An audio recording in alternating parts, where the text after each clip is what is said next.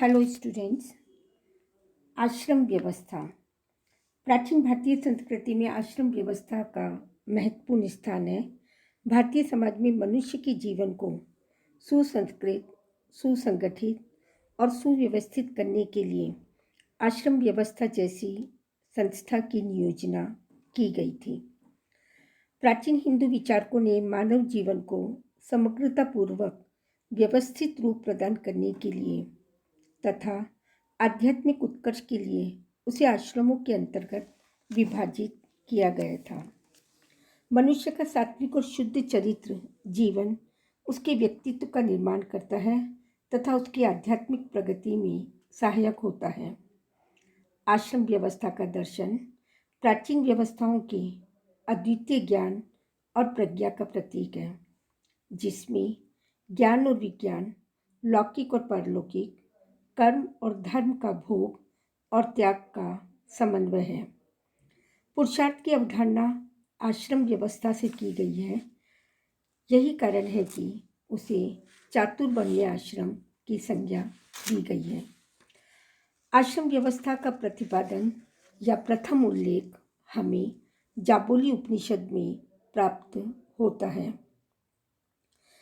उत्तर वैदिककालीन समय से यह आश्रम व्यवस्था का स्वरूप अभिलक्षित होता है, जिसके अंतर्गत छांदोग्य उपनिषद में धर्म के 3 स्कंध बताए गए हैं: यज्ञ, अध्ययन और ध्यान।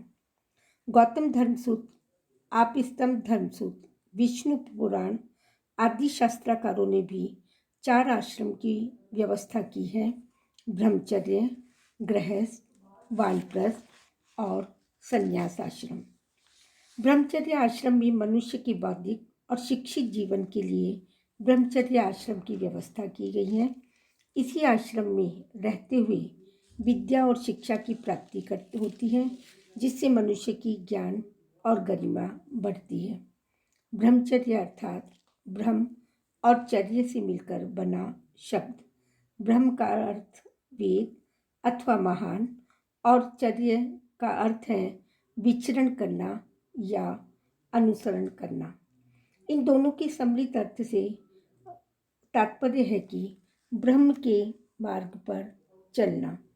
ब्रह्म और वेद का घनिष्ठ संबंध है, अर्थात वेद के मार्ग पर चलना और आध्यात्मिकता के द्वारा पारलौकिक जीवन को सुखी और मोक्ष की ओर उन्मुख करना था। गृहस्थ आश्रम। भारतीय समाज में गृहस्थ आश्रम का अत्यधिक महत्व है। ब्रह्मचारी के समावर्तन समारोह के बाद गुरु से आज्ञा प्राप्त कर जब वह घर की ओर लौटता है तो वह विवाह करके गृहस्थ आश्रम में प्रवेश करता है। इस व्यवस्था का पालन करने वाले को ब्रह्मचर्य व्रत को खंडित करने वाला माना गया है। पुराणों के अनुसार गृहस्थ आश्रम में ही सभी आश्रम का जनक है तथा सृष्टि का नियामक। सभी धर्मशास्त्रकारों ने इस आश्रम की चर्चा की है और प्रमाण गृहस्थ आश्रम का समाज में अत्यधिक महत्व है, क्योंकि गृहस्थ आश्रम के द्वारा ही व्यक्ति अपनी पत्नी के साथ मिलकर पंच महायज्ञ का में भागीदार बनता है और अपने पूर्वजों को आध्यात्मिक या मोक्ष की ओर अग्रेसित कर सकता है।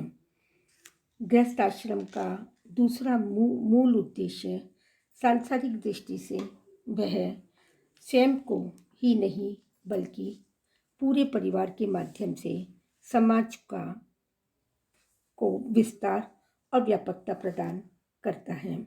गृहस्थ के लिए कुछ नियम आचरण निर्दिष्ट किए गए हैं जो आध्यात्मिक जीवन की ओर अधिक उन्मुख होते हैं।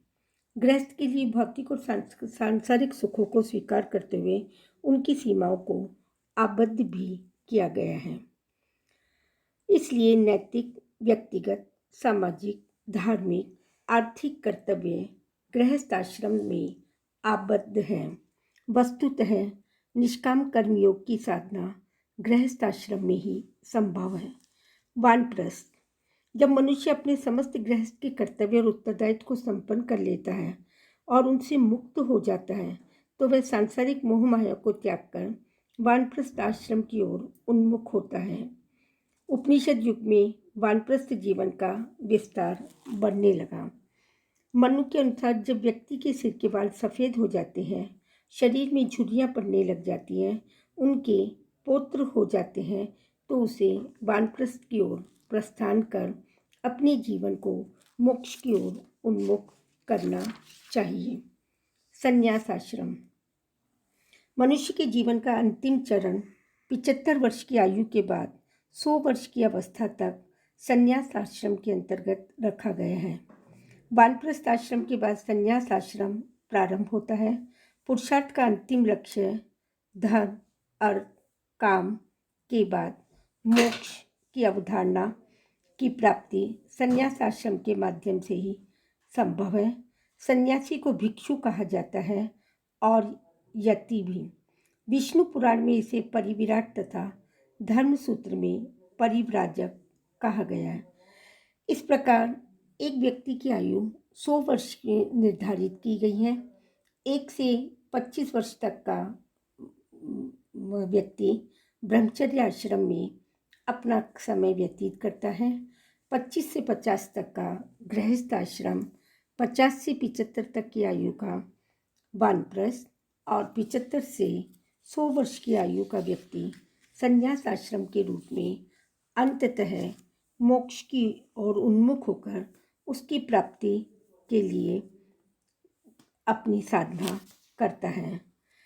आश्रम व्यवस्था व्यक्ति के जीवन और व्यक्तित्व के उत्थान का महत्वपूर्ण आधार है।